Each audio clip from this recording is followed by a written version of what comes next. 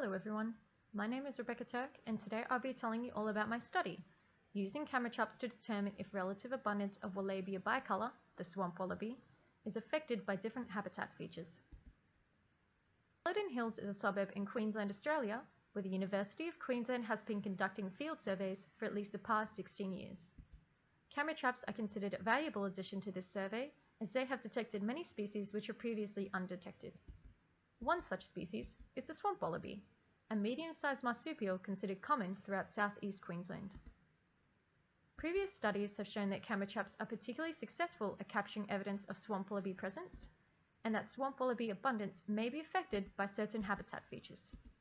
However, there is no published research investigating whether the relative abundance of swamp wallabies at Culloden Hills is affected by different habitat features.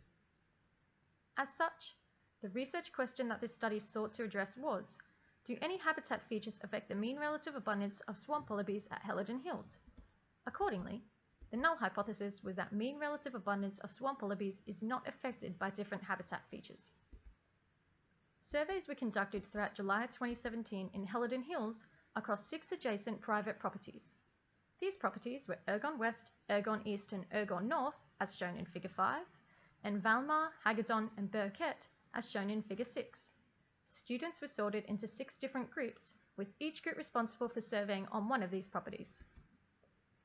Each property had 3 predetermined lines of pitfall traps, indicated by the black square shown in Figure 7, and 2 Reconyx white flash camera traps, like those shown in Figure 8, were placed 100 meters apart along each of these lines. As can be seen in Figure 9, the camera traps are placed onto a vertical metal stand but situated to face downwards onto a bait placed in the camera's detection zone. A habitat assessment was conducted at each of these locations, with a percentage between 0 and 100% cover assessed for 5 different habitat features, and a height in centimeters recorded for a different habitat feature.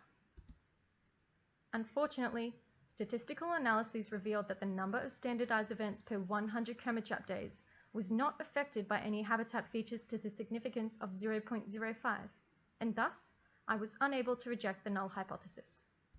However, the analyses on shrub canopy and ground vegetation cover generated respective p-values of 0.077 as seen in Table 1 and 0.076 as seen in Table 2, which both indicate weak evidence against the null hypothesis.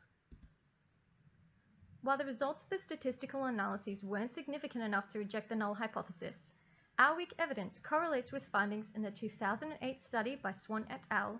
That swamp wallabies selectively choose to use habitats with higher lateral vegetation and shrub cover, and a 2016 study by Garnick et al., which showed that swamp wallabies show strong selection for shrubby environments. Thank you for listening.